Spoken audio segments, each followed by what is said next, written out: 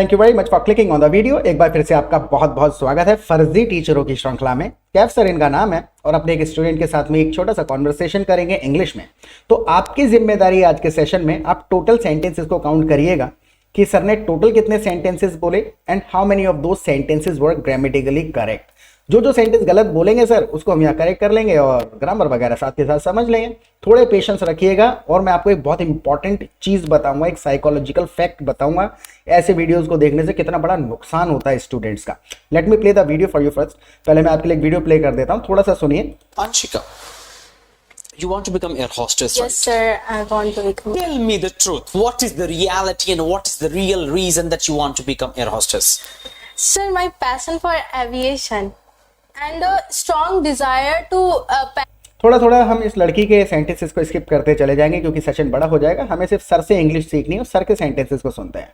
For travel by aeroplane. Oh, do you want to? Yes, sir. I want to. Tell me honestly that why do you think that going in air hostess is gonna be kind of, you know, your passion that you told that it's your passion and you want to live this life because it's your passion.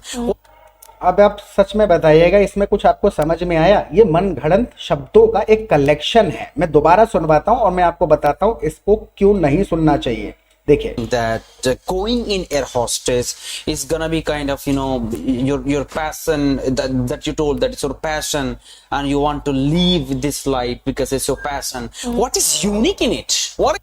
एक तो leave नहीं होता है, live कहा जा सकता है। So you want to live such life या फिर you want to become an air hostess, कहीं कहीं सर का मतलब यही होगा, लेकिन जो इन्होंने मनगढ़ंत शब्द बोले हैं इनका कोई अर्थ नहीं था। और दूसरी चीज, इस प्रकार के सेंटेंसेस देखिए, एक हमारा होता क्या है, जब हम कोई चीज सुनते हैं जिस प्रकार की भाषा आप सुनेंगे उसी प्रकार से आपका ब्रेन बोलना शुरू कर देता है।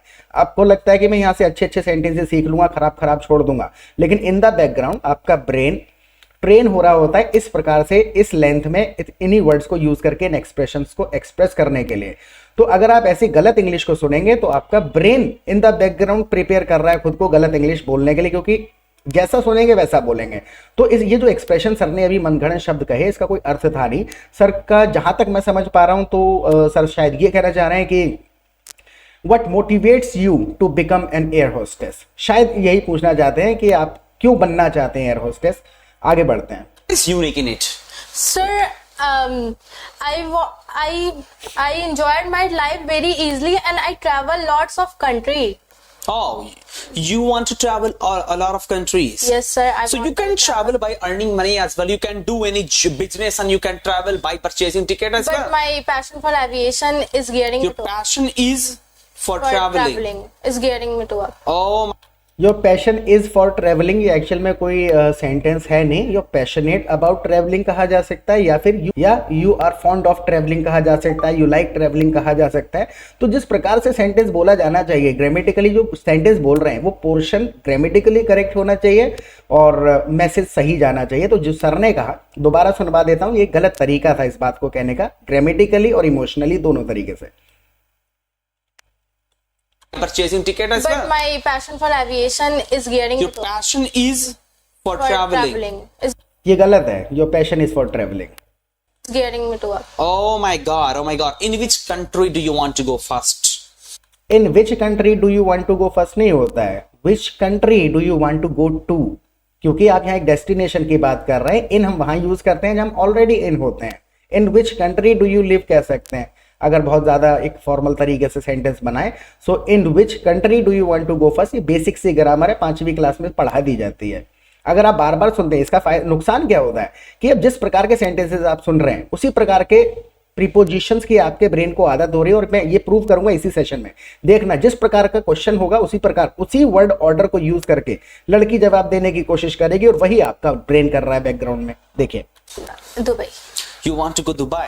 Dubai. You want to go Dubai नहीं होता, you want to go to Dubai होता है। अभी है तो बड़ी छोटी छोटी चीजें, आपको रूल पता भी है कि भाई टू लगाते हैं डेस्टिनेशन के लिए, लेकिन ऐसे सीखने से नहीं होगा।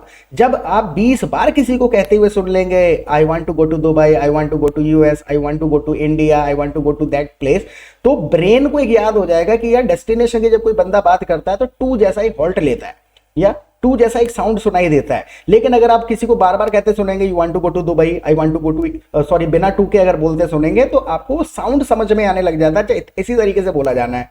और बढ़ते हैं आगे, देखिए कैसे, अब देखिएगा कितना फुद्दू बनाते हैं ये लोग। Is a country? Dubai is not a country. Yes, sir. It So? is not country, but I want to go first in Dubai. Oh, okay, fine.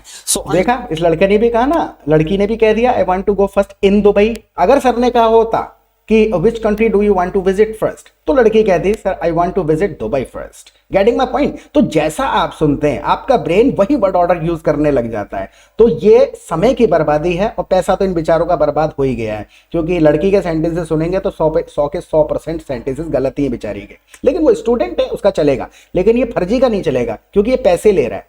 Chika, do you have communication skill or not? Yes, sir. I have a. Do you have communication skill और not नहीं कहते हैं, right? Do you have communication skill हो सकता है, हर बंदे के पास communication skill होता है। Communication skill can be either good और bad. Do you have communication skill में कोई क्वेश्चन ही नहीं है, right? Do you have good communication skills ऐसे पूछ लेंगे, राइट? लेकिन यहाँ पे do you have communication skill के अंदर आपने उसकी क्षमता तो पूछी ही नहीं है, तो ये सिर्फ शब्द बोल दिए गए, इनकम्प्लीट सेंटेंस कह सकते हैं, या फिर बस स्टूडेंट के सामने बोल रहा है, उसे क्या पता है, उसे पता है कि वो समझ नहीं आएगा उन बेचारों को। First of all, और रही बात इसके एक्सेंट और प्रोनाउंसिएशन की, इसके ऊपर मैं अगला वीडियो बनाऊंगा, आपको मैं सुनवाऊंगा कि न्यूट्रल प्रोनाउंसिएशन क्या होता है और एक्सेंट का लेना देना ही नहीं है। कुछ जिस प्रकार के वर्ड बोल रहा है मन घड़ंत मुंह टेढ़ा करके बोल देने को हम प्रोनाउंसिएशन नहीं कहते हैं। explain about communication. What is communication all Sir, about? communication is the way to convey your message, your thought to a receiver and a sender. Oh, okay, fine. There are so many girls, they want to become air hostess and they are, but they're not being allowed actually, right? Yes. Especially बहुत छोटी छोटी जो गलतियां हैं वो मैं ignore भी कर रहा हूँ इसके अंदर, वरना तो मेरे को हर दूसरे सेकंड पे पॉज लेना पड़ेगा। There are so many girls, that नहीं कहते, there are so many girls who want to become air hostess. Getting my point? लेकिन दैट कह दिया उसने, है वो टेक्निकली बहुत गलत, लेकिन चल जाता है। from सबका नहीं चलता, इसका चला देंगे बेचारे का। our villages areas. Yes, sir. So what is your motivation for them? What is your motivation for them भी इनकरेक्ट है, right? What is your motivation for them technically कहीं से मिलान तुलान करके सही हो सकता है, लेकिन अगर ये सर पूछना चाहते हैं कि बहुत सारी लड़कियां, there are a lot of girls in villages, so how would you motivate them, या फिर what's your message for them, इस तरीके से कहा जा सकता है इस एक्सप्रेशन को। What is your motivation for them जो है ना, वो एक्चुअल में इसका टेक्निकली आपको सुनने में सही लग रहा होगा, लेकिन ये इसका अर्थ वो नहीं है जो पहुंचाना चाह रहा है। So my motivation for them, if you are not successful in your life, 85% sentences गलत बोले इसने अभी तक, आगे का थोड़ा सा और रह गया, पूरा देख लीजिएगा।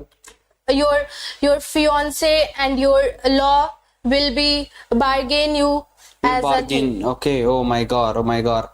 और ओ माई गॉड नहीं होता, ओ माई गॉड ही होता है। इन्होंने जो भी कहा, मेरा तो सर दुखता है यार देख देख करके, बड़ा मुश्किल होता है। एक्चुअल में मुश्किल क्यों होता है? क्योंकि गलत इंग्लिश का अर्थ निकालना और उसको फिर सही करके बोलना, और जो मैंने अर्थ निकाला माइंड में उस बात को इंग्लिश में बोलते समय ये भी कंफ्यूजन रहता है कि ये सच में यही कहना चाह रहा था या कुछ और ही कहना चाह रहा था। Getting my point? लेकिन फिर भी आप भी अपना गुणा भाग लगाइएगा कि ये कहना क्या चाह रहा है इंग्लिश में।